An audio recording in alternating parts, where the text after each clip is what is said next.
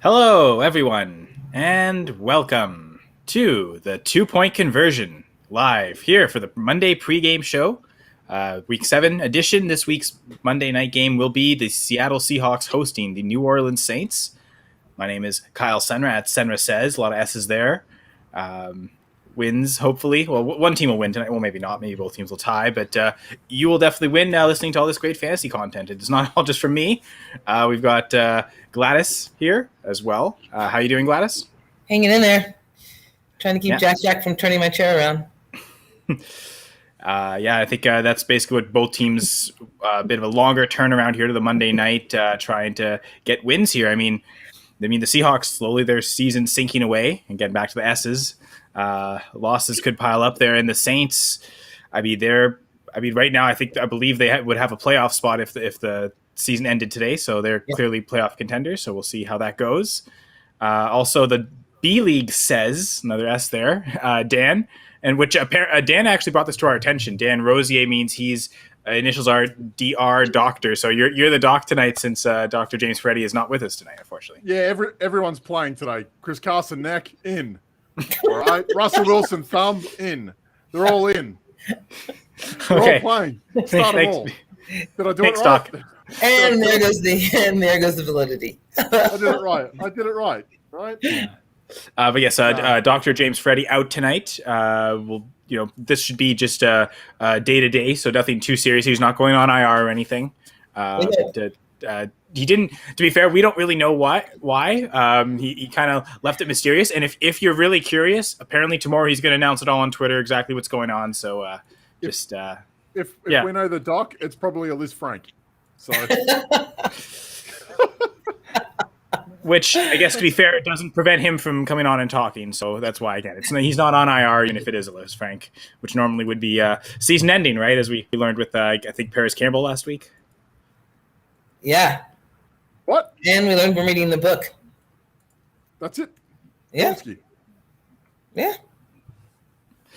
Zach Pascal. Oh, yeah. Well, yeah, Pittman, Pascal, those are basically the top two there now. In terms of this week's injuries, there isn't really anything really to address. And just in case Doc wants to do something later in the week, maybe look for that also on the Going for Two Live network here. Not sure yet. No promises. Maybe, but again, at TFS Doc, the fantasy sports doc. That's how I always remember it. At TFS Doc. So look tomorrow for updates on himself, but also maybe on these player injury updates. But the one to kind of know right now, and this is something that could be developing, Devontae Adams tested positive for COVID, and he is apparently on the vaccinated list. At least that was what the reports are saying. So all he needs is 2 negative tests, 24 hours apart. And because it's Thursday, he would need that tomorrow and Wednesday to be able to play Thursday. So we'll see. Theoretically he could, but I guess we'll find out tomorrow. I guess we could find out tomorrow if he doesn't produce a negative test or there's some delay of some sort. We'll know by tomorrow. But if that might be one where we don't really know for sure if he's playing up until game time. But so check for updates on Adams. I don't know from the fallout of that. Apparently Marquez Valdez-Scantling might return. He's off the IR now. He's eligible to return. So I don't know if that's someone that you are both interested in, or if is it mostly Cobb, Lazard, and maybe the tight end Tunyon. Those are the 3 main targets to kind of pick up for in Adams' absence. And Aaron Jones, the running back. I wouldn't pick up MVS, but that's just me. Yeah, I excluded Jones just assuming that he's not available anywhere. That's gonna be, but yeah, probably more targets for Jones to be fair though. Yeah, I like Scantling. He had a very good opening start to the season. It was a hamstring that's held him out. I understand that it's probably dog eat dog with the Packers this year, right? Alan Lazard the last 2 weeks has stepped up and looked pretty good. So it's a shame for Scantling, who probably is going to take a back seat again. But I played a couple of leagues where Robert Tonyan was dropped. And Tonyan this week obviously come up with a chocolate this week. So I don't even mind picking him up as well. Not saying that he's going to have the same role as someone like an Adams or a Scantling, but still he's a very good passing option for the Packers. I could see Cobb leading the team in targets, but maybe not getting the most yards. He'll be the guy that they look to on third downs especially, but maybe in the red zone so he could get a touchdown. But in terms of the yards accumulators, Lazard probably is the could- safest bet there, and maybe MVS. You could imagine. I know, obviously, we're not insinuating Jones is available, but I could even see him leading in targets. We've seen how that is. I think prior to last week, he was the second for the Packers in targets. I think it was like 61 to Adams, Aaron Jones 19 in terms of targets. So I could imagine that Aaron Jones maybe even gets a bit more look that way as well. And that's really no surprise because I'm pretty sure each of the years Matt LaFleur has been there, Jones has either been, it's Adams, Jones, 1 and 2 in catches. Not always targets. I think Tunyon might have had more targets than Jones last year, but Jones, running back, dump offs, closer line of scrimmage, a little easier. Usually gets the second most catches, and might get the most receptions against the Cardinals as well. Arizona are also currently last in giving points to tight ends, so maybe not Robert Tonyan. Yeah, they used to be awful at defending tight ends. Now they've really figured it out and become one of the better units in the league. They were, but they're at about 2.2 points per game to the tight end. But then again, they're probably not up against the team that's missing potentially Devontae Adams, and it could be a Marseille this week. What do we know? Yeah. Hey, there we go. We got a pop. Very good. Gladys, anything you want to add, or do we talk about the Monday game? Monday game. Let's do it. All right, so the like I said, Saints at Seahawks, over under is 41.5. Before we go anywhere else, what do you feel about that over under? With the weather prediction, I like the under actually. Although Jameis Winston's yardage has been going up, like what Sean Payton has been allowing him to throw has been increasing slowly. But with the wind out there, I'm going to go under on that. Apparently someone disagrees. The authorities do anyway, but this game's on high alert. Hot takes need to be put out. There we go. I do, to the point with the weather, it seems like it's going to be kind of windy. Not quite the heavy rain we saw in the Sunday Night Football, but similar West Coast wind, apparently. Neither of them can throw straight anyway. What's it going to matter? So, are you in agree? Are you saying under then, Dan? Under, where are we? 41.5. According to you, anyway, unless it's changed in the last half hour. I could see that going over. They can both get the 20-21 each. That doesn't. On DraftKings, it's 41 right now. So it's gone down a half a point if it were 41.5 there. I think there's enough talent on these defenses. It seems like the Saints are getting a few players back on defense in particular tonight as well, that I could see this being, very slow pace of play. Like the Seahawks are one of the slowest pace of play teams in the NFL. They might be the slowest actually. So this could be one where the offenses are operating but just don't have enough chances to reach it. So I kind of agree with Gladys. I'll say the under on that. It's come down half a point, so to 41. However, Saints Seahawks. Yeah, sorry, I just wanted to check BetMGM as well. It's come up to 5. Saints -5, Seattle +5. Okay, so instead of this -4, is it still? I don't know if the money lines are similar. It's come out. No, money lines come down half a point, but spreads come up -5 New Orleans, +5 Seattle. Okay. I mean, 41, 21-20, I can see them both getting to that. Can I see 27-14? To just make it, yeah. Yeah, I could see a 27-10 game, to be honest. Yeah, something like that. I think Seattle, I mean, listen, let's not hold back. Daniel Jones was able to dust up the Saints the last time he played. So, I mean, I'm sure Geno Smith won't do too bad with what he has at his exposure with DK Metcalf, Tyler Lockett, and even Alex Collins. So I'm not overly worried about what they have. They were okay against Pittsburgh when we last saw them play. Obviously, to go from Sunday, was it from a Thursday night, 10 days, and then to travel to Pittsburgh, that's a tough ask for anyone. Geno did fine enough. And they were competitive, and they had their moments. They go to overtime, and that could have been anyone's game at that point. So they can push New Orleans, who have shown, discrepancies in their form this year on the ground and in the air. They can be had. They're a good team all around, but they're prone to mistakes and they're prone to lapses of concentration. So if Seattle can take advantage of that and get someone like Tyler Lockett involved early and frequently enough, and if they can get Alex Collins moving the way they need to, then they're a chance to at least put up some points. Could we see kickers play a role in this game? Yes, and we will see guys like that. Obviously, New Orleans had issues with Aldrick Rosas a few weeks ago, and he was absolutely brutal. But, Seattle could get, just by that alone, there could be some kicks in this game. Field goals could be over as well. So I don't know no one wants to talk about that, but the weather's atrocious. That's an option as well. And those 3 points per drive could be vital for this game going over 41. Wait, are we still on the over-under? Or are you talking about the line now?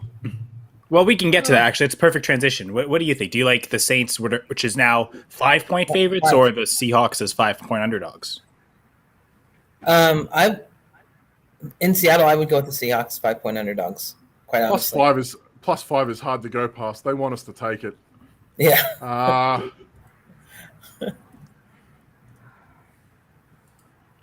They closed. They covered last week on the road in Pittsburgh at 5.5. So the Saints haven't shown they're that much better either, have they? So yeah, I can see Seattle plus 5. I could see this one going over and plus 5, but that's stiff. So go ahead, Glass. Go, Kyle. I just said I could see the Saints defense maybe taking over, forcing the under and getting that 5-point spread. So I'll take the Saints and under. Oh, see, that was my question. I would. So if you're going over, I would go the Saints. But if you're going under, then I would go the Seahawks. Does that make sense? Yeah, sure. Because you want that plus 5 on your side with the under. Yeah, you want to keep it tighter. I understand. Yeah, absolutely. I can see that. Obviously, like TJ Watt, they had, Seattle still got to 20-odd points as well. So I feel like maybe Pittsburgh and New Orleans are kind of. I know Pittsburgh's secondary's been a bit rough opening start of the year. I'm sorry. I'm so sorry. I'm sorry, Gladys. But obviously, any team. Great. I mean. So I get your comparison between the defense. Yeah, it's kind of there. If like Adams plays more and like he gets involved a little bit more, like rushing, maybe Geno panics and makes a mistake or two as well, and that could also be key. Like that can obviously a team with TJ Watt with Pittsburgh last time they played. Any team that has one of those is going to put pressure and make mistakes and maybe cause an opposing quarterback like Geno Smith issues, but. At this point, I think this can go over. It's going to be tight, and it's going to come down to the wire. But I don't see anyone really running away with it. I could see Seattle plus 5 and over 41. Just to Gladys' point, I wouldn't be happy about it though. To tie two of your points together, talking weather with Gladys and Dan with the kickers, I wonder if maybe a missed kick is what caused it to go under that spread. Maybe the Seahawks can't quite cover that 5-point spread and they lose by 8 instead. Right? Like I could see something like that where a missed kick kind of causes those to happen. So that's the narrative I'll go with. We'll get to John Rurick's question in a sec, but just to tie into the Saints secondary in particular, where do we expect Lattimore to be? Like, do we expect him to shadow DK Metcalf, or is he just going to stick to his side, whether it's Metcalf or Lockett? Just okay, whoever's on my side, I'm taking them out, or how do we expect the Saints to kind of approach that? They're not throwing it to Lockett, are they? So, sorry. I'm sorry. So your answer is Lattimore should shadow Metcalf then? That's a pretty efficient way to say it. Yeah. That's what I do. Yeah, that's what I do. Any difference in opinion, Gladys? I think he's going to stick to his side. I don't think he's shadowing anyone. I think they have enough confidence in their secondary that if Metcalf comes to his side, but I don't see him shadowing Metcalf. I think he's sticking to his side. And Geno, I mean, we've got to admit there's a difference between Geno Smith and Russell Wilson throwing the ball too. So, how much is the Saints secondary worried about Smith getting the ball to Metcalf and or Lockett? Do you know what I mean? So I don't see them causing as much worry about that as they would if it was Russell Wilson. So I see Lattimore sticking to whatever side he's on. Okay, well, anyway, let's get to this question. Again, thank you, everyone who's listening and watching for the questions. Appreciate that.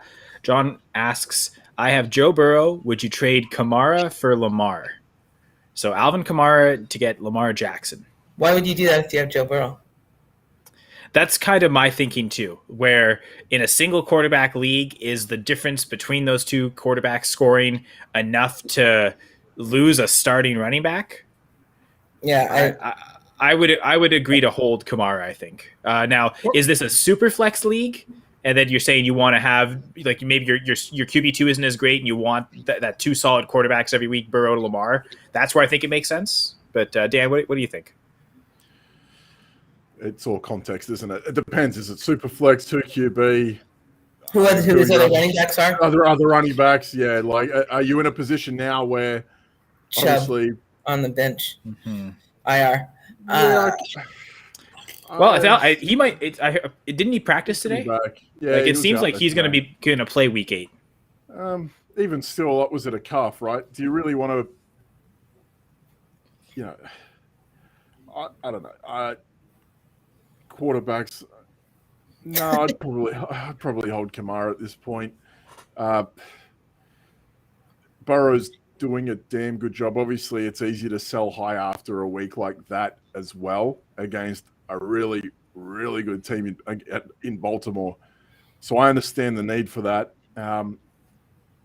Be interesting to see how your opinion feels after tonight. We'll see what Kamara can do, because there could be heavy reliance on him today. And That's true. you know what it's like. Yeah, he could go off today. You might go, I might hold.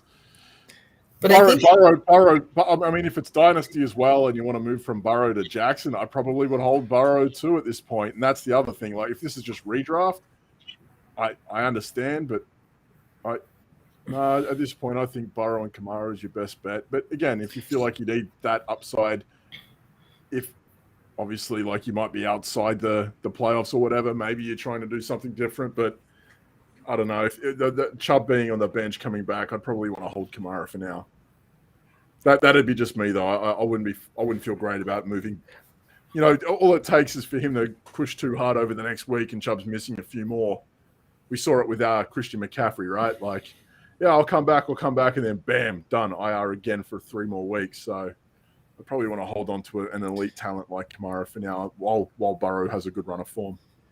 And even if it's not Chubb, whoever is the other flex player, like if you lose that player and you feel like you don't have enough to start, bye weeks still kind of keep going. So we just saw 6 elite teams, you know, with incredible fantasy options miss this week, and that was tough enough.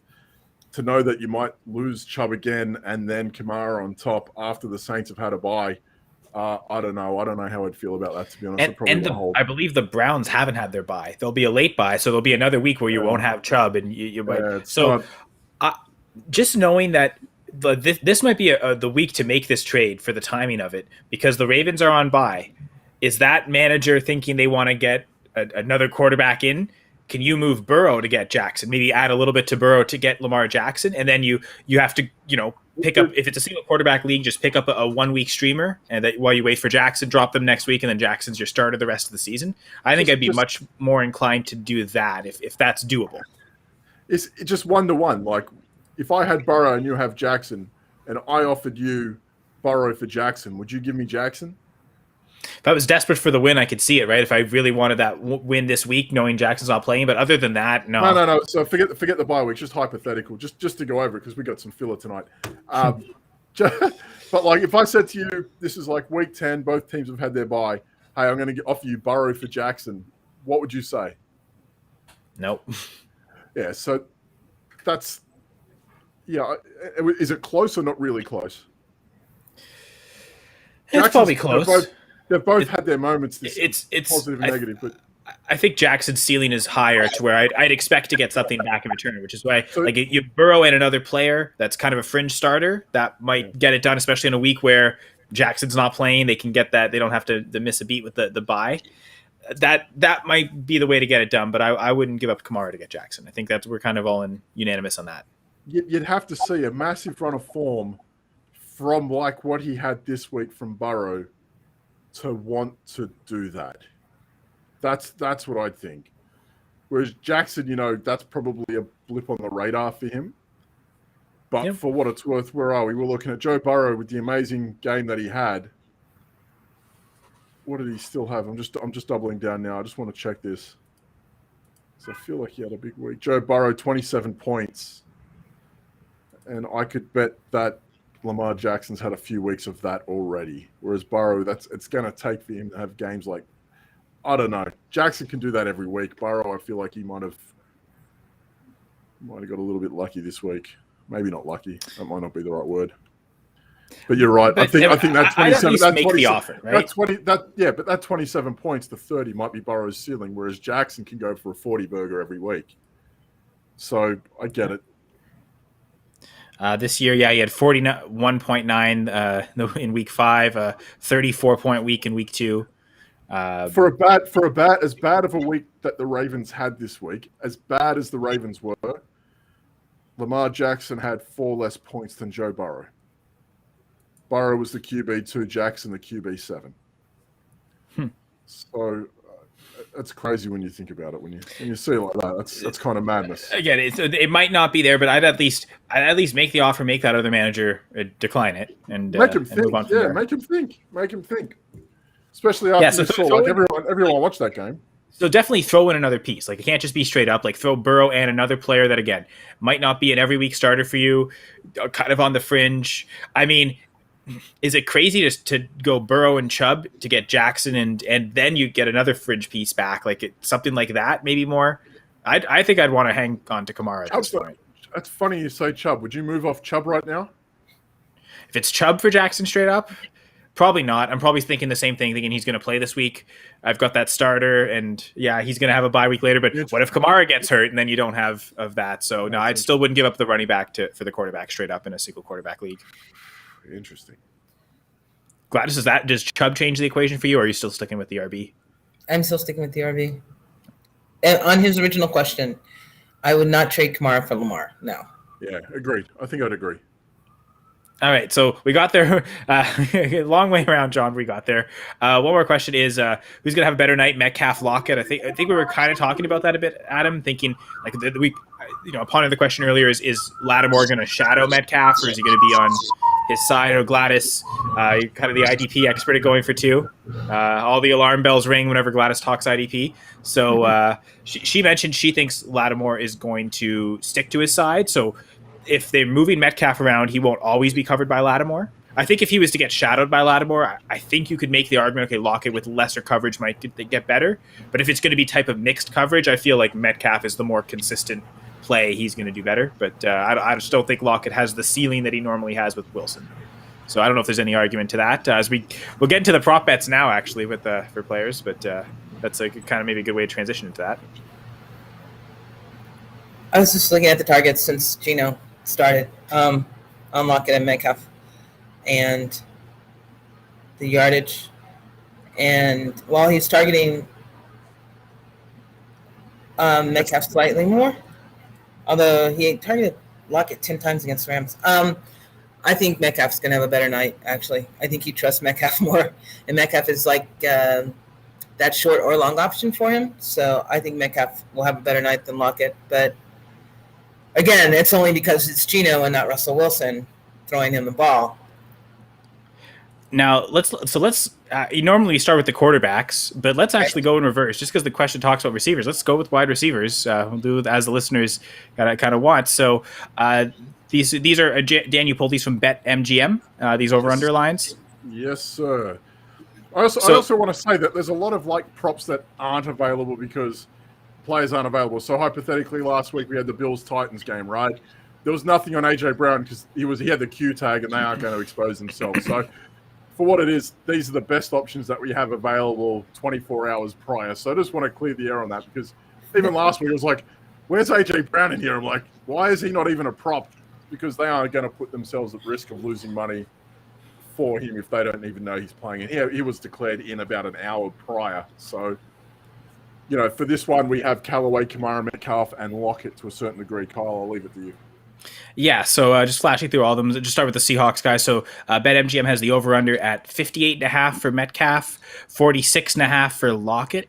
So Adam, to your question specifically, all the odds are kind of saying Metcalf. Now, in terms of fantasy performance, it's probably going to come down to who gets the touchdown, who doesn't. Like that's going to be a big factor. If none of them get touchdowns, then it's obviously is on the yards. But if there's a touchdown to be had, that might skew the balance. But I think everything is leaning towards Metcalf having the better game. But between these four, you got those two, the two Seahawks receivers, and then specifically for receiving, you've got MARQUEZ CALLAWAY at 43.5, so a little less than Lockett, and then ALVIN KAMARA at 31.5. And normally what happens is we get polls done. Again, Dan produces all this so well on Twitter, just with all these lines. So put the three of them over, CALLAWAY, KAMARA, and Metcalf over, and Lockett under on the poll. So that's kind of what people were voting for. And results were ALVIN KAMARA with 43% of the vote at 31.5 receiving yards. So again, for over, and then CALLAWAY is next at 29. So people were not as heavy to vote for either the Seahawks. Metcalf at 16% saying over, and then Lockett 12% saying under. I voted, and I voted for KAMARA. I think I voted for a lot of KAMARA in these polls, but that seems like it's an attainable number for him. Like he can do that in a half pretty easily if the game script calls for it. Because we've seen some games this year where he doesn't get targeted at all. There was a game, his first game of his career happened this year where he didn't see a single target. But those seem like it's rare. And 31, maybe between these four being the lowest number, it's just the simple math of it seems like it's the easiest to get to, but you could argue he's the most talented pass catcher of all these guys. I know, Metcalf and Lockett are pretty talented too, but I like KAMARA's lines this week, so that's where I voted. I'm sorry, Dan. Is that KAMARA strictly receiving yards? Yeah, strictly receiving. Well, and what I'll show on the screen is that we've got everything KAMARA. So receiving is 36.5, rushing at 91.5, and then you combine it all for the combined yards at 127.5. So we'll address all of that, but yeah, specifically right now talking KAMARA passing. Or receiving yards. It's a big KAMARA day today, I think. I think that's what we're all leading towards. So, yeah, interesting. So the last game against Washington football team, which doesn't count, he had 51 receiving yards, right? But he hasn't hit 31 in any other game. Like, that was Washington football team, who I'm pretty sure I could have 31 receiving yards against Washington football team right now. So, I mean, Seattle's defense isn't great, but that weather isn't going to be great either. So is Peyton going to let Jameis throw the ball, or is KAMARA going to be? Is it going to be strictly a rushing game? That's my fear, is that it's going to be strictly a run game. That both of these coaches aren't going to allow the weather to dictate whether they win or lose. So the running backs are going to be paramount. So I would actually might go under on his passing yards, but call it a push on the one together. If he gets, like, he's had some really good rushing, like 71, 120, 89. So in theory, he could go over and not get the passing yards. He can go over strictly on his runs. Okay. Dan, any general comments before picking a favorite? I feel like it's safe to say KAMARA 31.5. To be honest, for me, I feel like the dump off is going to happen. They're going to play it safe, play it short, and see if he can get open, make some guys slip and miss, and go from there. Almost the benefit of the weather, right? Like, because of the weather, they won't throw. Okay. Listen, I don't doubt Jameis Winston's ability to want to chuck it up, inhaling. Listen, he played in Tampa, right? So wet weather games for him probably isn't something that he's afraid of too much. But it's also one of those things, like, all you need is a guy like, I'm not the biggest Tyler Lockett guy, but he's shifty enough to where he can make people miss. He could be open more frequently than we think. As powerful and as fast as Metcalf is, he could too. So, we saw last night with that weather, we saw Carson Wentz, like, Naheem Hines was dropping him in open. Like, that weather was atrocious, let's be honest. But, like, guys were dropping it from far and close and all that, but I feel like the Seattle and Saints receivers are a little bit more competent as such. So I have a bit more faith in them than last night, even if it's windy and rainy. I'm feeling okay about this, because that's what you get in Seattle anyway. Yeah, the Seahawks players do it, and Winston's we're used to talking it. about a dome team playing in Seattle. Mm-hmm. Like, I'm all right with that. They also play in Tampa. They also play in Carolina. They play some outdoor games. And to be fair, they've been playing a lot outdoors this year. Like they had a stretch where they weren't playing games in New Orleans. So like they had a couple home games that were outdoor games too. So maybe they're more used to it this year than in the past. I don't know about that, but like I still feel like Jameis, like, you know, I remember a few years back, I think it was his last year with Tampa, and they had the hurricane in Tampa come through, and they were playing in some atrocious weather that year, and he was fine. He still threw like a lunatic. So that because he does it, he's amazing at it. Like, don't you know, free Jameis Winston, right? Like, let him off. I don't care. Intercepts, I could care less. They still went 8-8, right? Not his fault they won the Super Bowl a year later, but it's Tom Brady's fault. Yeah, it's Tom Brady's fault. You know, it's not Jameis's fault. Jameis is just doing his thing. It's not like he had Tristan Wirfs protecting him. Poor guy had Doug Martin his whole year getting dump offs. You know, they gave him Leonard Fournette. he had Jaquiz Rogers at one point. That's and Charles Sims. Don't forget Charles elite pass catching running back. They listen. Jameis Winston got Cam Bright paid. Like, let's not forget that. Tom Brady comes in, they get him Rob Gronkowski. You know, this is arguably, you know, he's got Marquez Callaway. He's pretty good. Traquan Smith, I think, is back tonight as well. That's interesting. I heard that, yeah. But like Kamara for 31.5 receiving, I feel like that could be a lock. All it takes for him is to run 10 past, you know, 5-6 yards past the line of scrimmage, catch, run 4-5 yards 3-4 times, and that's it. It's over. So I feel more confident about that because obviously it's the lowest total. We're looking for low totals in a low total game. That feels like it could be the one to go through. Now, he only has 113 receiving yards on the season. Marquise Callaway second at 222. It's actually Deontay Harris who leads the team at 236, but he's out for this week. Crazy. I didn't see that till like last night. Deontay Harris leading them in receiving yards. He's done it on 5 or 6 less receptions than Callaway as well. So Harris is known for the big playability, but still for him to be out in this weather, that's interesting. That could have been at least a field stretcher like Harris that's that quick. Could have been interesting for him to be out there tonight. So Gladys, if you had to pick one line either over or under, what would it be out of these 4 receiving yard lines? Out of the 4 different wide receivers? Yeah. Well, also counting Kamara. Okay, you like Metcalf the most? Yeah, I like Metcalf the most. And over, I'm guessing there? And over on Metcalf, 58.5 yards. Okay. Yeah, now, do you prefer Metcalf over or Lockett under as for the poll, specifically those two?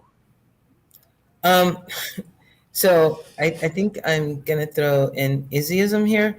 I don't like the unders because there's always a chance on over, but on under, once he hits that 46 yards, I'm praying that he sprains his ankle or something, and I can't do that. So, especially a guy like Lockett can literally get that on one play, right? Exactly. And maybe not with Smith, but in theory he could. In theory he could. So I would like the Metcalf over if I have to choose from those lines that you just gave me, more than I like the Lockett under. Now, and the reason I think, Dan, you put Lockett under on the poll is because in 4 straight games, I think it is, he has failed to see 60 yards. And his average in those 4 games is 36.75. So not even coming within 10 yards of that, really. Basically about 10 yards lower. So, yeah, I thought it was interesting because obviously it's a given. Everyone's going to want to believe that Lockett's going to go over. Again, he went nuts the first 2 games of the year, and then he's just been brought back to earth the last few. That could be a Wilson or Geno thing. That could be a usage thing. We know how Pete Carroll does it as well. So I just thought it'd be interesting to throw him under because it would have been easy to throw him over because everyone will say, yeah, sure, he'll go over. But under on Lockett, knowing that, he's really been stifled the last month, that to me is kind of telling more than anything. But, in this sort of conditions where he's shifty, stop-start, all it takes is a little bit for someone to slip. He could have a field day today. He really could. But I lean Kamara 31.5. Yeah, so 2 votes for Kamara, and then Gladys, you mentioned you'd take the Metcalf line there. I do like the Metcalf line. I think those are both ones we could probably trust. I think those would be the 2 we're most comfortable with. So might be 2 of the better lines to go with out of everything, but certainly receiving yards specifically. We're going to go to rushing yards. Now, I've already kind of hinted at it a little bit. So Kamara is at 91.5. Dan also included in the poll Kamara's combined yards, so rushing and receiving, 127.5.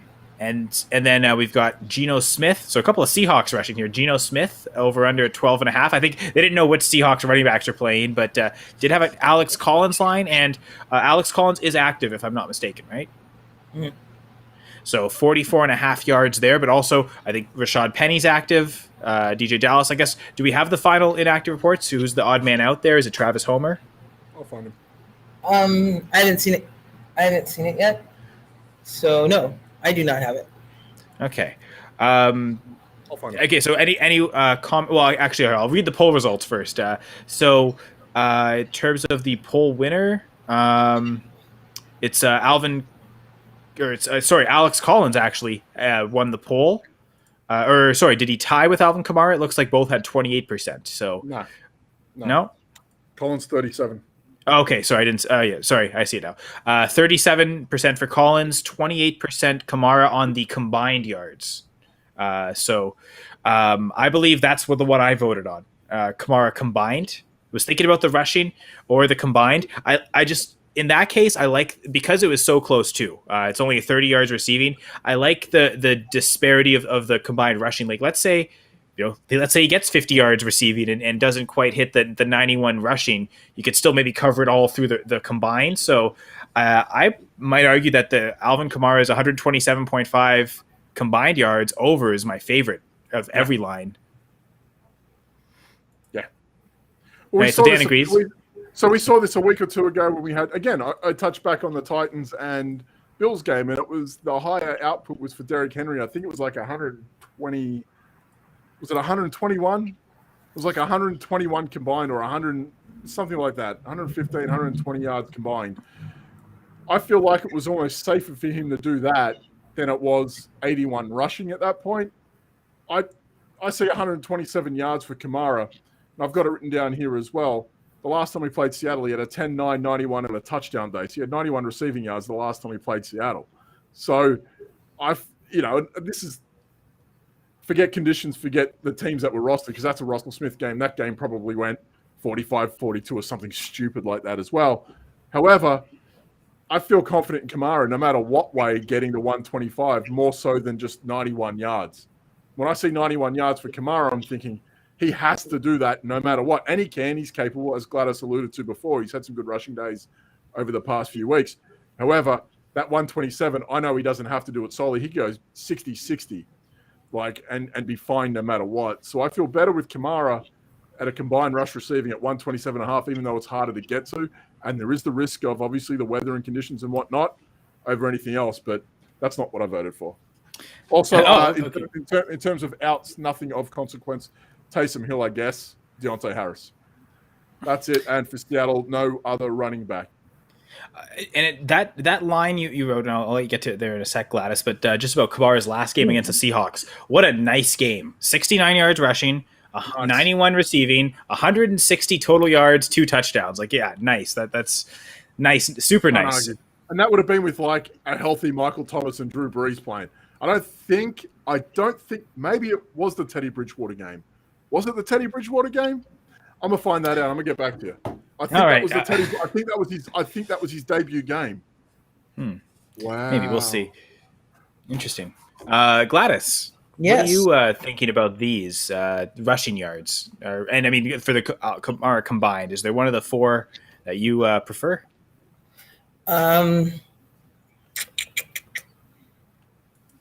Okay, so Seattle let Harris get like 140 combined yards against them last time they played. Najee Harris, you're talking. Yeah. Okay. Yeah. Wasn't that the game he got? Wasn't it 19 targets or something? 14 interceptions. And Deontay Johnson even had like 25 rushing yards. So I think Kamara the combined over is what I would go with. Again, I don't have as much confidence as you guys have in his passing yards that he's going to get, but I do agree with Dan on the dump offs because of the weather and then him getting yaks, and so he will get it that way. It was the Teddy Bridgewater game, and both touchdowns went to Kamara. So that Okay. was Bridgewater went 27-19, 177 and 2 passing.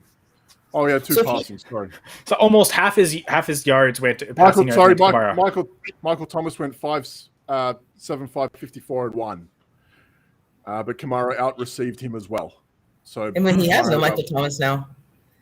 But he also has Jameis Winston, not Teddy Bridgewater, right? I don't know if that helps or hurts.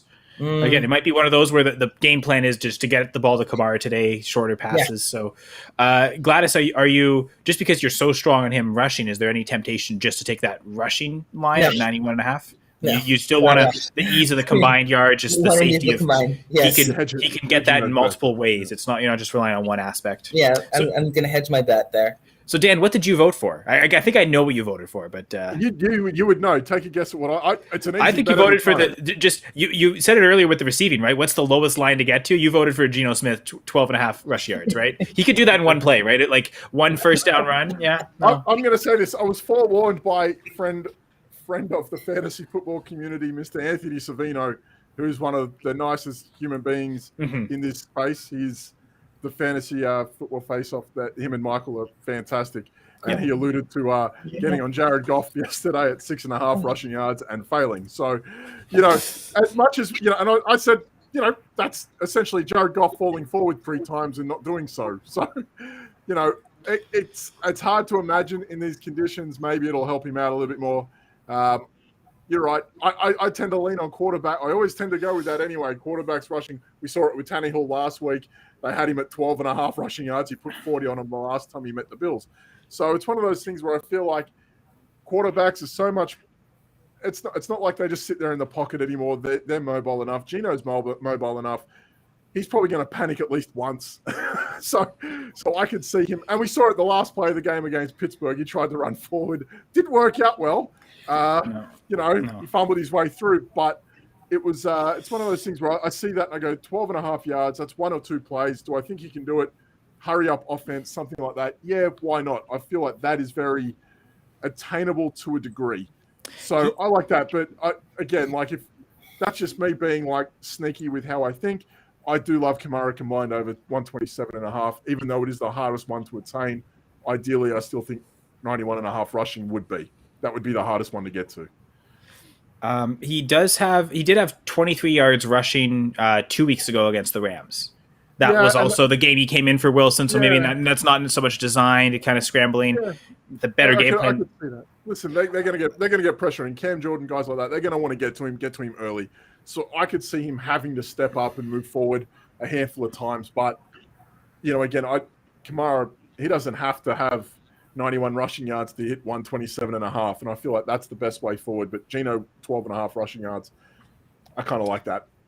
He's only hit 13 rushing yards. Was it 3 times in the last 5 years? He's also barely started though. One of those was with the Giants. Actually, he had 13 rushing yards with the Giants one game against the Raiders. He also had he went over against the Raiders another time in his career with the Jets this time. So he's not playing the Raiders, but Ben McAdoo. Don't argue with Ben McAdoo. Oh, okay, yeah, yeah. How's Jason Garrett? Listen, Ben McAdoo wanted Pat Mahomes, and they wouldn't get him to him. So we ended up getting Davis Webb that year. So he should have been running the team, not Gettleman. Listen, he knew he wanted Mahomes, and instead we got Davis Webb. What are you going to do? And Geno played ahead of him. That says everything. So winning mentality here. To win, mentality needs Metcalf and the Seahawks kicker to have less than 22.6 fantasy points. Possible, yeah, for sure. Especially if there's negative points for missed kicks. Again, this could be a night where there is that wind, especially could cause some missed kicks. Hey, listen, and if Lattimore purely goes, and I agree with Gladys, Lattimore probably will stick to one side, but if he does happen to shadow Metcalf, that's not that Metcalf's not infallible, but that's going to be harder for him to get to where he needs to go. And you're saying 556, that's what, 10 points. Maybe a touchdown, 16. You need another 8 from the kicker. I could see that'll be tight, but I think you might be fine. All right, so now we're going to get to the quarterbacks, passing yards. Dan, I know you want to rant about these, so real quick, Jameis Winston over under at 202.5. Really close total for Geno Smith, just slightly more, 204.5 of that over under. Madness. Utter madness. Utter madness. Imagine that the last time he was a starting quarterback threw for 5,000 yards, and now he gets Seattle, who are giving up 400 yards a game, and they've given him 200 yards. And Geno Smith got 2 more yards more projected. Geno Smith? Nah, he's got the home field advantage. He'll be all right. I don't want to rant, but goddamn, what are we doing here? Jameis Winston with his left hand could throw for 300 yards if he thought about it. He'll have a few intercepts, but he could get there. Jesus Christ. I don't know if it's that many more than with his right hand, to be honest. I love the show sheet comments. Which Spider-Verse are we in where Vegas believes in Geno Smith more than Jameis Winston? That's kind of the best way. What the hell? So we know what Dan's picking over on Winston for sure. I believe I voted for that too in the poll. Gladys, or what are your thoughts? Over on Winston. Okay. I didn't actually pick that. So okay. Do you pick under on Geno? Hard, yeah. I mean, that's fair. That's going to happen. Listen, I mean, you have to really believe in Geno to get the 200 yards, and that was against the shaky Pittsburgh team. The Saints are a little bit better in that facet, I think. And with these conditions, you have to really barely. They're on par. I've said it before. Barely. Thank you. I'm a Quandre Diggs guy. I love him. I think he's fantastic. And for some reason, I'm a Marquise Blair truther. I didn't know how that happened either. But here we are.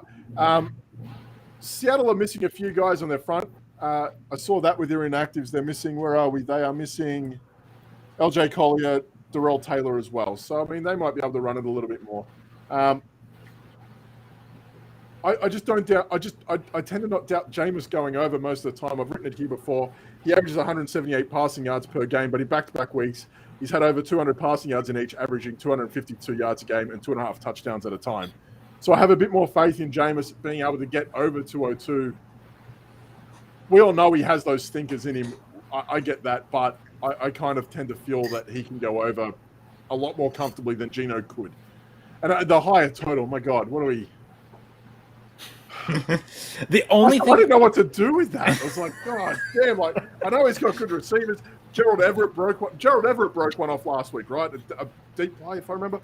That can happen. I know that chunk can happen. It's going to have to happen in chunks, but my God, 204 for Geno, better 2 yards than Jameis. I just.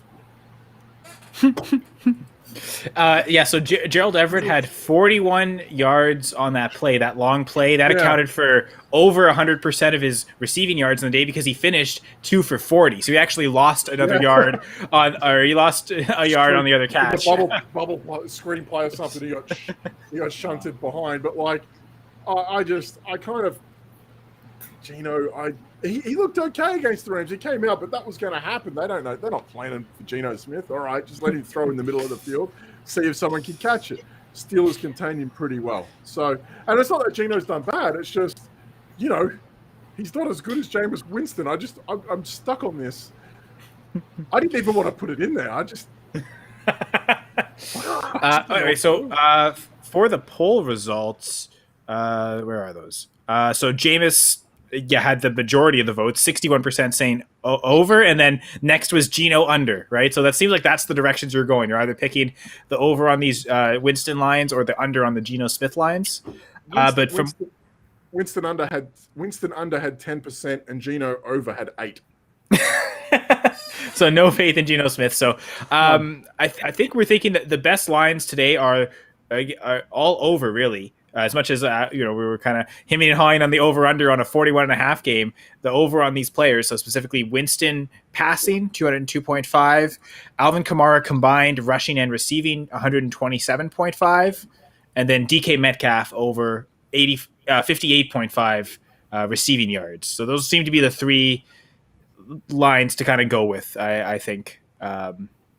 What's your absolute favorite line out of everything? If you had to pick, you're putting a bunch of money on only one, and which one would you say?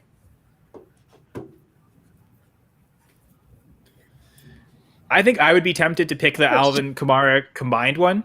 Again, just because of the multiple dimensions of how it could happen, and just trusted Kamara is the most talented player on the field today, and then he's going to get it. That would be the one I would go with. I kind It's of a big like number, but I kind of like Marquez Callaway 43.5 because as I kind of don't trust. Listen, if we believe Geno's going over 202, Callaway's going to have a hand to play in that. So I feel like that is something that has been underlooked at to a degree. We barely talked about it at all. You're right. Yeah, I think, if Geno's going over 202 and they only have Kamara for 31.5, someone else is toting the line. And I feel like Callaway could be that guy. It could be a big Callaway week. It's funny. He had a really rough start to the season, and then he started to shine through the last few weeks. So I'm kind of okay with Callaway over the next few, especially leading up towards Michael Thomas Harris coming out. in. Yeah, with Harris out as well. I'm interested to see what Traquan Smith does. That'll be an interesting thing to see how much run he gets. But they're going to start getting guys like Thomas and Smith back, and obviously that's a big deal to me. So I think Callaway could. I don't want to say he could be having a statement game because Seattle can be exploited, but it's the shame that the conditions aren't great for him. Indoor track on the turf, he could have gone absolutely bonkers tonight. So I tend to lean Callaway. I like him at that for over 43.5. He could do that on 2 receptions if he's lucky. But again, even Kamara 31.5, I feel like that's a lock. That's got to be a lock for the night, right? Just for him Receiving. Yeah, I was tempted to say either that or the combined, right? I mean, it's a big disparity in those 2 yards, but those seem like the two that would be favored. It doesn't feel like it's that bad. Yes, Kyle. What's your favorite line out of all of them? So, just an aside, I was, while we were talking, betting on the DraftKings Sportsbook, who has Alvin Kamara 131.5 combined. They took the bet off. It was like, it was. So it's the Kamara combined. They took the percentage off. Like it was. Wow. Yeah, it went down to 2%. So it's the Kamara easily combined because he has multiple ways to get it. He's going to be dumped off. It's going to be long pass. It's going to be running. I would go with that. I would put big money on that if I had big money, which I don't. But if I did, I would. I'm so jealous you have DK Sportsbook. I am so jealous. They want my proof of residency. I'm like, no. I'm trying to send bank statements to my friend in Texas to see if I can pull one. Okay. Then. I'm not. I'm joking. Listen, what a funny joke on this pod that wasn't serious. You know what? DraftKings FanDuel just opened up in Connecticut and Pennsylvania, so that's closing in on the Northeast. Get your act together. Yeah, DK. If you don't get your act together, he'll smash you like Donkey Kong. No. There we go. Wow. Wow. So we're just gonna, I guess. Was there anything else to talk about for this Monday night game? Dan, do you know if what the over-under is on sacks? I'd be curious for that one, just because especially the Seahawks offensive line not playing so well. Like what is for both teams combined, and if they have the Saints sacks. I can check it out. All right, I'd be curious to see on that. We don't usually talk about it that much, but for anyone listening again, we really like the Kamara lines, especially his combined one, but receiving at 31.5. I know we're all pretty emphatic again about DK Metcalf, his over, and Jameis Winston over. I got to say, if I had to pick one under, it might be Alex Collins, just because with all the Seahawks active, we don't know if he's going to get all the work himself. So that'd be an under I'd be interested in. But even though it's a low over-under, I don't really like a lot of unders here this week. I'm generally, that's naturally me, though. I don't really like a lot of unders. No, do we trust Rashad Penny to play the whole game? Come on. Seriously. Well, but it's not just Penny, though. It's DJ Dallas, Travis Homer. I don't know if all four will be active. Probably going to be the one who gets the touchdowns, but I think I think he's okay on those yards. I think he'll get the yards. Oh, first touchdown scorer, Marquez Callaway plus 900. Ooh. Yeah. Who else is there? Kamara's heavy favorite, 375. Lockett plus 800. Metcalf at plus 900. Oh my God. DK Metcalf.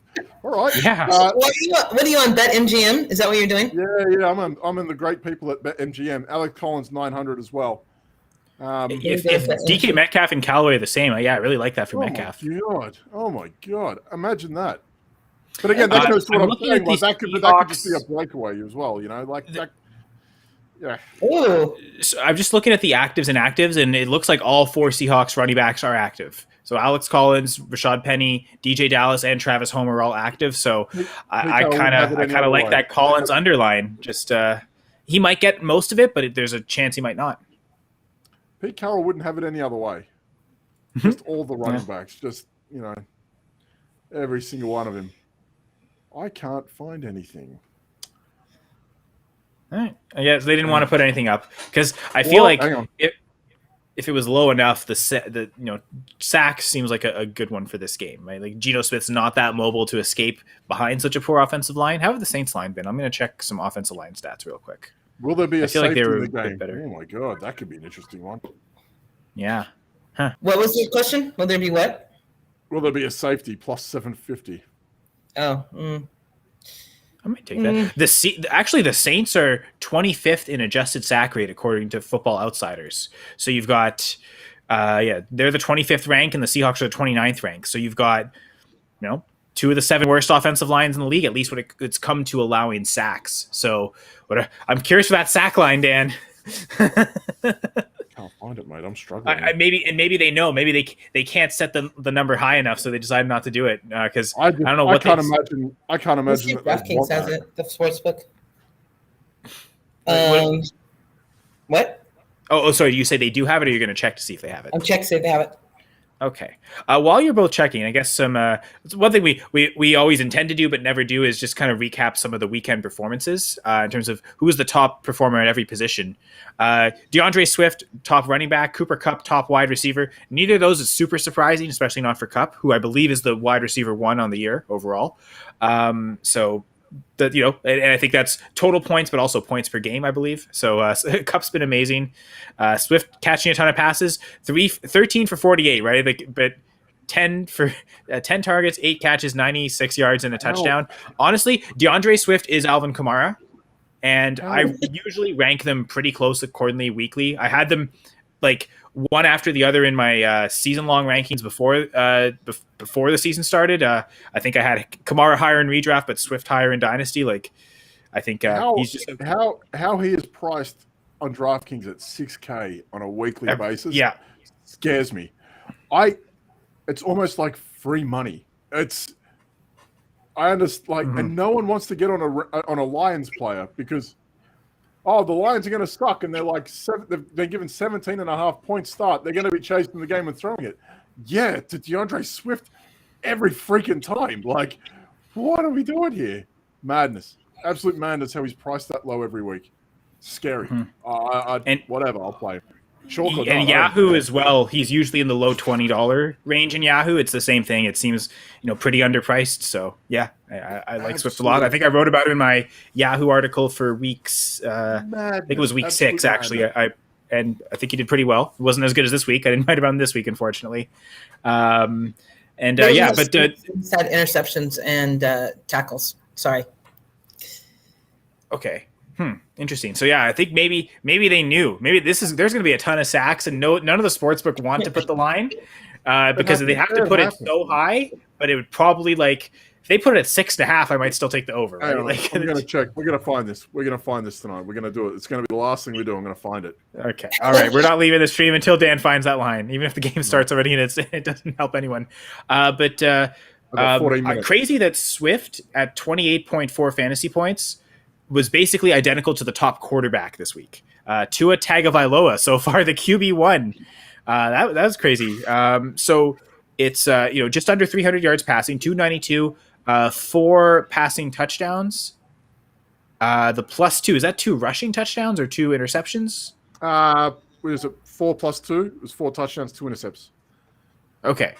But yeah, so still a great week for Tua against the Falcons. That was pretty surprising. That would have been a great probably DFS play.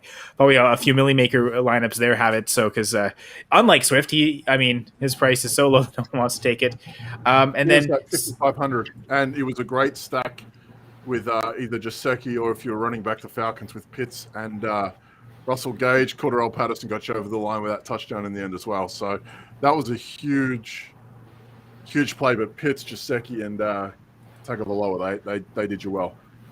And then CJ Uzama, actually the number 1 tight end, a pair of touchdowns, 3 catches, 91 yards. His only 3 targets, but big play Uzama apparently.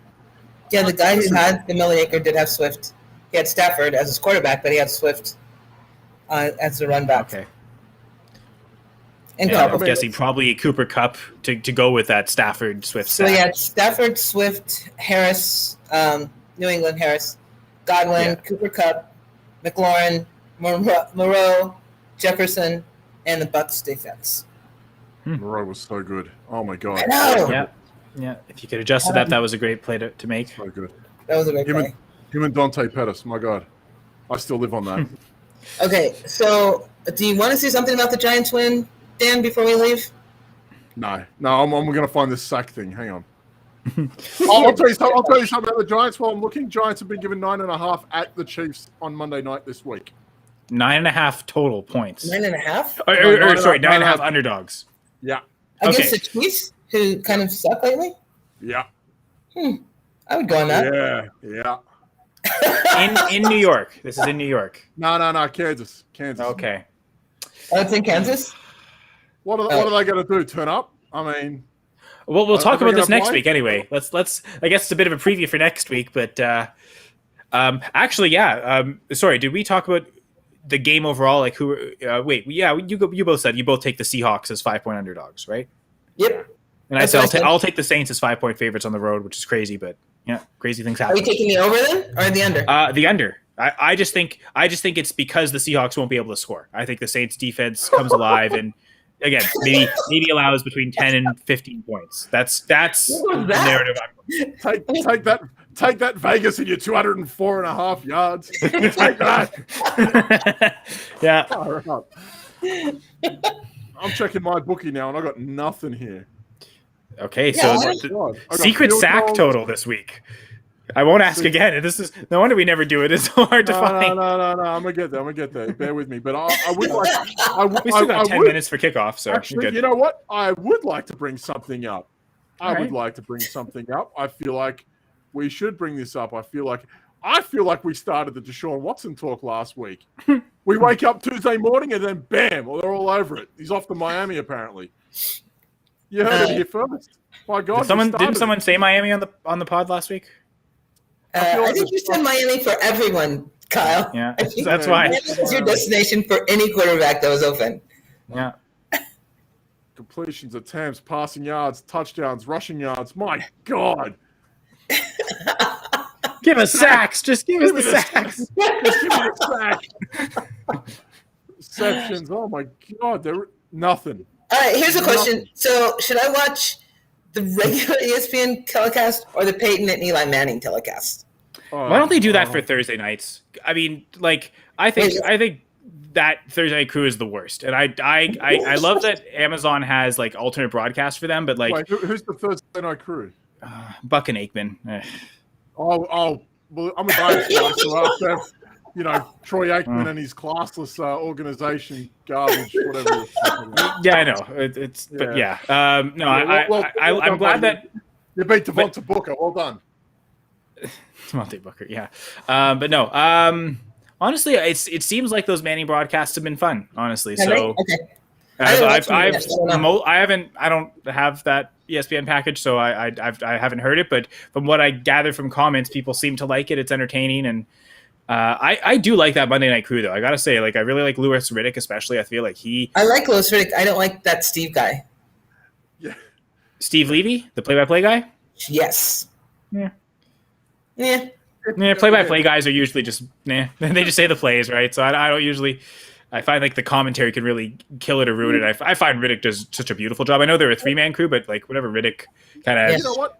I actually like Joe Buck. I think he's underrated. I actually don't mind him, and I feel like they've had some stinkers on Thursdays to deal with lately. They got to talk about something, right? If you have to talk about Geno Smith coming in against the Rams, you're struggling, right? So they do all right for what it is. I feel like those guys are really good Thursday night games, though. Thursday night games have been pretty good. Yeah, to be fair, this year it's been better than usual. I feel like those two are really good when the games matter. Like when the games matter, I don't mind Aikman and Buck. I feel like they're not too bad. I feel like ESPN finally got the Monday night thing right after the Booger and was it Joe Tessitore? Was it Joe Tessitore, the boxing guy? Yeah, I feel like they got it. They finally got a better balance with it. You're right. I'm with Gladys on Steve. What's his name? Steve Levy. I don't think he's that great, but. Actually, do you know what? I actually heard Greg Olsen this week, and I thought he was really good. He is good. I thought he was super, you know, and Aqib Talib's super underrated as well. Aqib Talib is great with his color commentary. Oh, yeah. Okay. He's... Oh, yes, I have. He's super underrated. Like, they need more Talib. He's, like, the funny thing is, like, you get all these former quarterbacks that come in, receivers, running back. Like, you're getting it from a defensive mindset, and he sees everything.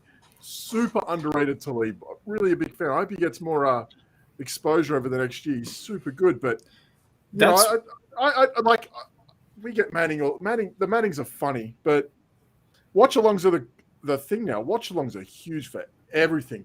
ESPN's just exploiting it for what it is. The Mannings have a big following. I mean, you know, it is what it is. They are what they are. I usually watch without sound. It also seems. It doesn't really matter.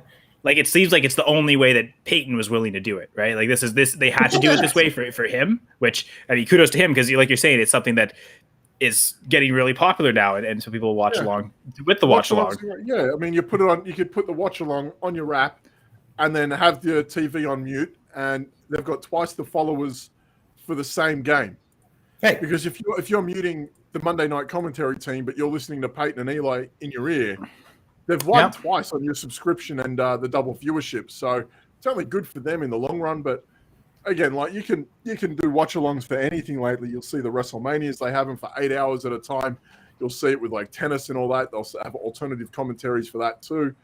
They can do it with anything. So, you know, it's a bit more of a casual way to watch a game, a bit more lighthearted for those who want the stats and the play-by-play that's aggressive. They'll tune into the regular time slot, but you know, it is what it is. They got a pretty good pairing for that, I guess.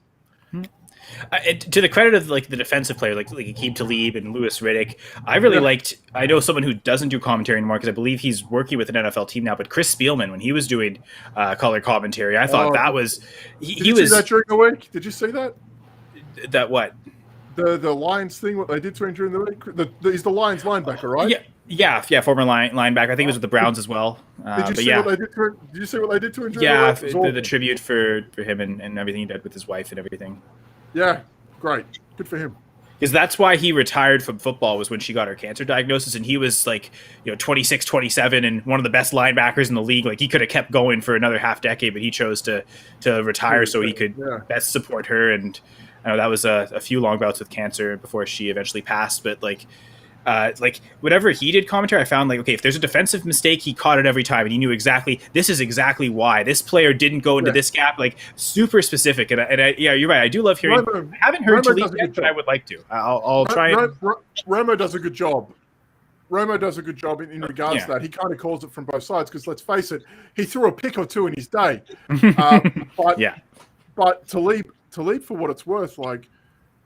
He's really good. I think he's been on a couple like the Rams ones as well. I feel like he's been out there doing that. I think he was on one with like Mina Kimes and someone else that's going to hurt my head. But they were fantastic. And Talib is he gives a different dimension because you never hear from these defensive guys ever, unless it was Booger and no one cares.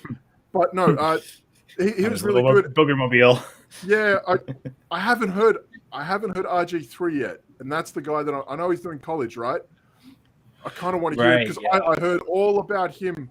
Apparently, he blew it away in like the offseason. I haven't heard anything about. I haven't seen anything in regards to that. I've got to do a bit more RG3 on that. But Aqib Talib's fantastic. Need more of that.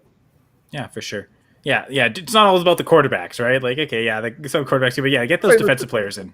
Greg Olsen was clearly built for it. He could have retired a year or two earlier, and that was the gig set up, ready to go. So I understand. Find me someone that doesn't like Greg Olsen. The guy's an absolute gem of a human being and speaks very well, presents well. I understand that too. His commentary, from what I caught over the past couple of weeks, been very good. But Talib, like, I've heard him a few times, and it's like, God damn, like, he sees it differently, and they got to use him a little bit more. I think. I hope. So did that kill enough time for you to find sacks, or it's impossible? I couldn't find sacks, but that must mean that they're clearly all the way out on that. They're just over. I can see 7 sacks in this game, right? Like that would have been one where if they put it at 6.5, I might have been tempted to take the over. So fumbles, intercepts, my God. It could be, look, fumbles could go over like just because of the weather, right? Right, yeah. Oh, we got one here. Izzy, under 44.5. It's raining today. Thanks, Izzy. Welcome. We've got 3 minutes to go. Oh, so now 40 Collins, right? Yeah, no, I think we all agreed Collins under was one of the. It seemed like the 2 most popular unders were Collins under and Geno Smith under. Yeah, I mean, I understand that with New Orleans, right? Like their front's pretty aggressive, so I understand that too. It's not my birthday, mate. What are you? Thanks, Izzy. Yeah, great. Always thinking about you. But not my birthday. But again, like Collins being under it's as surprising as anything else. But again, that KAMARA, that's 31.5 receiving. That's So I guess Izzy revealed his favorite line is Collins under. Do you have a favorite over, Izzy, or you just never taken the overs on anything? Izzy wants Geno over 204.5. So I do have a quick question, kind of waiver wire. And I don't know if necessarily both of these players are available. Let's say they both are. And it's funny, we'll tie to their lead running backs who were the same draft class. I believe they were the first and second running backs taken that year, Josh Jacobs and Miles Sanders. Both, I think, dealing with the same injury, right? I think both his ankle injuries. And they actually played against each other. That's kind of hilarious. But with their backups, Kenyon Drake or Kenny Gainwell, both of the Ks, like Kyle Cool. Who do you prefer between the two? Personally, Drake, if I can jump in, because I don't trust Philadelphia to make a logical decision for the freaking life. Because they're trash, and it's a trash organization for trash people who support them because they're trash. Just trash. They're just garbage. The Eagles are garbage. The air smells. They're just garbage. I'm sorry. I thought I tuned into a fellow going for 2 podcasts last week where someone was giving the Giants some garbage. I forget. I don't want to speak on it, but I feel like that happened last week. But, maybe tune in tomorrow night around 7 p.m. Maybe. I don't know. Because it's not like they got destroyed by Vegas and they're just trash because they got rid of Wentz and everything that happened. They don't know how to draft a receiver. They pay the wrong players. It's not like the Giants are trash who got to win this week. No, the Eagles are trash because they don't know what they're doing. Just trash. Just bad decision makers. That's who they attract, bad decision makers. That's what they do. They bring in the wrong followers. Do you know who Eagles supporters are? Do you know who they are? They're Jets supporters in denial. That's what they really are. They don't know what part of Jersey they want to be from because, let's face it, no one would ever want to admit being from Philadelphia because it's trash. Legit trash. Is that how we do it? Is that how we do it again? We just rain down hatred? Is that what we do? Because they're just garbage. That was a giant rant there. Oh my God. That rant really had some wings. It was flying. Just to say though, specifically talking about running backs, the Eagles' offensive line apparently has been better than the Raiders this year. Adjusted line yards at 4.12, which is 21st in the league, is better than the Raiders at 3.87, which is 28th in the league. So, but that's about it. That's all I got for the game. If I can say something, quite possibly the best show that I have seen in a long time. Those guys are hilarious as hell. Oh, yeah. Speak on it, guys. God. Yes. Oh, my dear God. I don't get to watch it live. My God, I just lose my shit. I'm in the car every time listening to it the next morning. I'm dying. They are hilarious. They know their stuff, but like. Who are you talking about? So Danny Ocean and Losty Mix hosting the Speak On It podcast. Again, that's Tuesdays at 7 p.m. Eastern, I believe.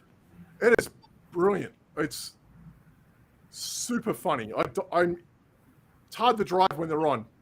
It's hard. And it's not all fantasy talk. They do it's sense of everything fantasy, else. but they'll cover every sport. Like it's actually a pretty great pod for that to just get caught up on every sport that you need. So they're brilliant. They're too funny. If you're listening in now, please listen to them. They're brilliant. I don't get to listen live, and I can imagine where that goes. But yeah, brilliant. So show.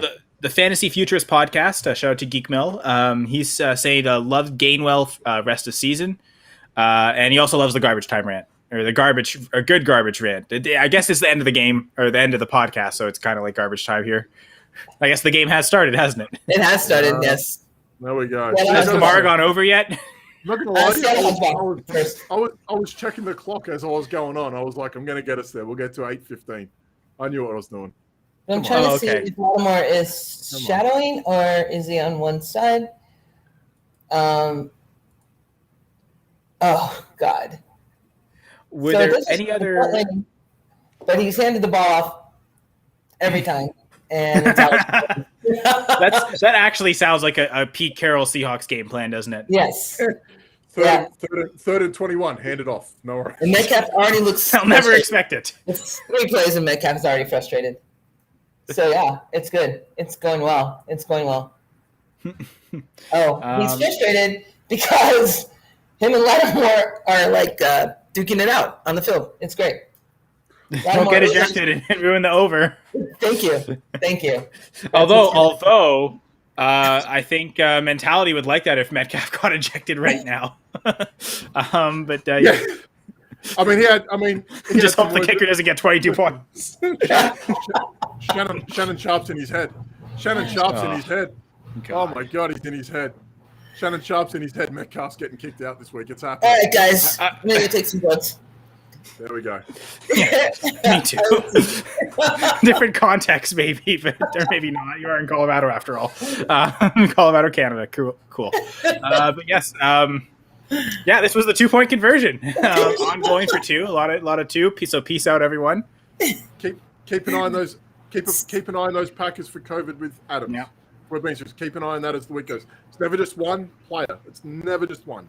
Yeah, so we'll find out with the follow from that. Again, short week there, Thursday night game. Yeah. So, but yeah, check out the Going for 2 Live Network again. Speak on it tomorrow. The Armchair Show on Wednesday and on Fridays. I know Gladys, you co-host Sunday mornings as well. Who's on there? I think Evan, Eric, Garrison. Yep, that's it. That's a good Sunday morning crew. That's a good Sunday morning crew. So Izzy is the not in denial Eagles fan. He actually is the Jets fan. No, he's in the Jets fan. Because I guess and Flacco, right? We didn't talk about the big news, the big trade that happened today. The big quarterback trade, like we hinted at last week. Different quarterback, of course, but Joe Flacco getting traded to the Jets. Who's Mike White? Who the hell is Mike White? I remember he was drafted. I can't remember what year, but I do remember him getting drafted. Didn't they I remember they drafted James Gordon. Was it James Gordon? The 6th round. Is that a kid called James Gordon? I feel like there was a guy like Mike White. I'm look at I can't help him here. You're right. Gladys. So Flacco is starting next week? Oh my God. Yeah, of course he is. Yeah, they wouldn't trade for him. So super flex pickup, yeah. And I know Fantasy Futurist saying enjoy Monday Night Football, y'all. I hope everyone enjoyed the 2-point conversion. Again, you can follow everyone here on Twitter. Gladys is at Gladys L. Tyler. Dan's at the B League Says. I'm at Senra Says. Again, with the S's, that's what we're saying. Fantasy Sports Doc at TFS Doc for Dr. James Freddy. Again, wishing you the best, Doc. And again, check for apparently injury or health updates tomorrow on his Twitter account, and then we'll see if anything else happens content-wise for all these injuries that we didn't talk about like we normally do. Were there any final words from either of my co-hosts? Nope. KAMARA's getting the ball. That's all. KAMARA's getting the ball. I've said enough. Is that ever true, Dan? Is that ever true? I forgot about the Giants on next Monday. I got to calm down a bit. Oh, that's right. You should pace yourself. We got the Chiefs, and that could just bite me in the ass later. So 2-hour podcast next week, maybe. But, we'll be back next Monday as always. Dante Pettis is going over. We're calling it now. All right. Doesn't even matter what the line is. Take the over. He's going over. Bye. All right. ya, Bye, everyone, and bye. thank you for listening to the 2-point conversion.